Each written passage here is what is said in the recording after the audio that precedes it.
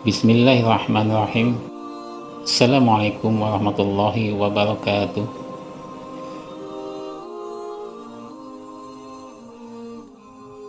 Sahabat Al-Wars Channel, Rasulullah SAW pernah bersabda, pemuka wanita ahli surga ada 4. Ia adalah Maryam binti Imran, Fatimah binti Rasulullah, Khadijah binti Khuwailid, dan Asiyah. Hadis riwayat Hakim dan Muslim. Hadis di atas tercantum nama Asiyah. Siapa dia? Sampai Rasulullah memasukkan ia ke dalam hadisnya, 4 wanita yang dijamin masuk surga. Asiyah adalah istri Fir'aun atau Farao alias Ramses II. Asiyah mempunyai nama lengkap yaitu Asiyah binti Muzahim, yaitu seorang istri yang sangat dicintai Fir'aun dan juga ditakuti karena keteguhan imannya. Lalu alasan apa yang membuat Asiyah menjadi salah satu perempuan yang dijanjikan masuk surga dalam hadis Nabi tersebut?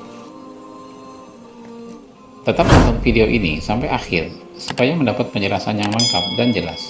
Semoga ada hikmahnya. Terima kasih.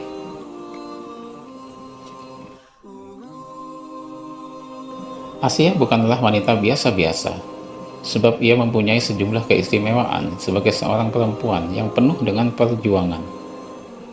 Bahkan Rasulullah juga menyebut perumpamaan dari keutamaan Asiyah, istri Fir'aun, atas kaum perempuan muslim lainnya.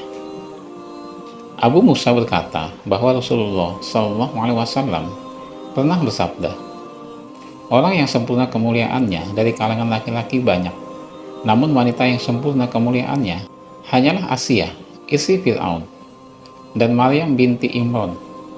Dan sungguh, keutamaan Asiyah atas semua wanita adalah seperti keutamaan sarid atau jenis roti terbaik atas segala makanan. Muttafaqun alaih.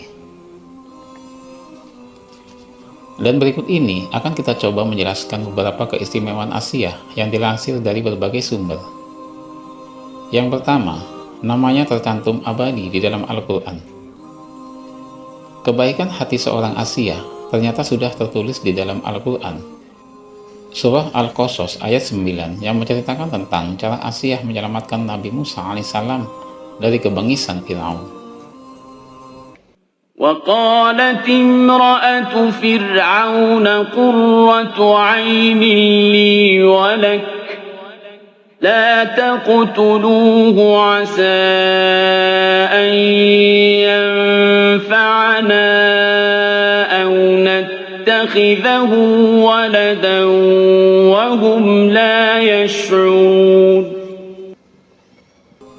Dan berkatalah istri Fir'aun, ia adalah penyejuk mata hati bagiku dan bagimu. Janganlah kamu membunuhnya. Mudah-mudahan ia bermanfaat kepada kita, atau kita ambil ia menjadi anak. Sedang mereka tiada menyadari. Quran Surat Al-Qasas ayat 9. Bukan itu saja, Asiyah tetap tidak pernah menganggap suaminya Fir'aun sebagai Tuhan. Walaupun dipaksa dan disiksa, dalam siksaannya, dia tetap berdoa kepada Allah Subhanahu wa Ta'ala. ضرب الله مثلا للذين آمنوا امرأة فرعون إذ قالت رب ابن لي عندك بيتا في الجنة ونجني من فرعون وعمله ونجني ونجني من القوم الظالمين.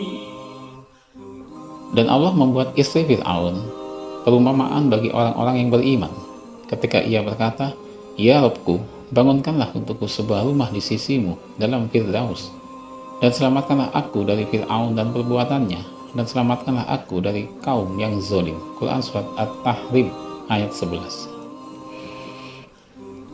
Yang kedua, Asiyah menyelamatkan Nabi Musa alaihissalam.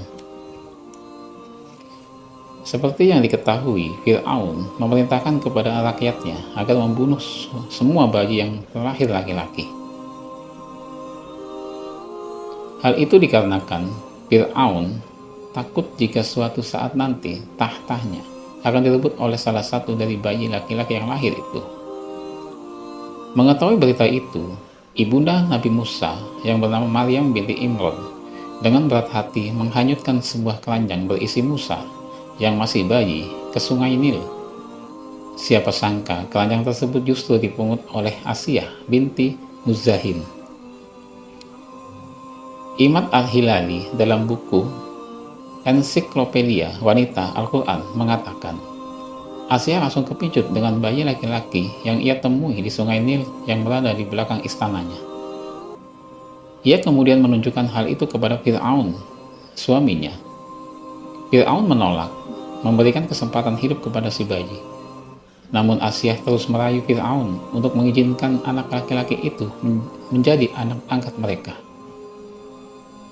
Dengan cara itulah Allah Subhanahu wa Ta'ala menyelamatkan bayi Nabi Musa dari kekejaman Fir'aun. Yang ketiga, Asiyah percaya akan kenabian Musa alaihissalam. Perlu diketahui, para pengikut Fir'aun banyak yang mengindahkan dakwah Nabi Musa alaihissalam, hingga ketika Nabi Musa alaihissalam mendapatkan sebuah mukjizat dari Allah Subhanahu wa Ta'ala, yaitu berupa tongkat yang bisa berubah menjadi ular dan supaya digunakan untuk menyerang pengikut Fir'aun.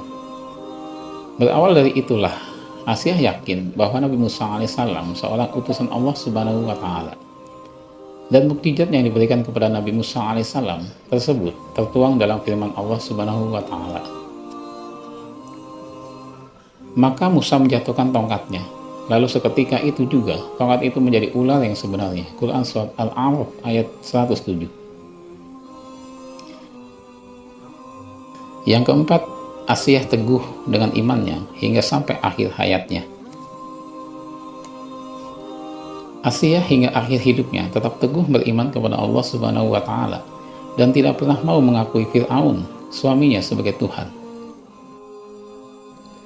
Dikisahkan, kala itu di seluruh Mesir tidak ada penduduk yang beriman kecuali Asiyah, Hiskil, seorang keluarga Fir'aun, dan seorang laki-laki yang memperingatkan Musa di kemudian hari.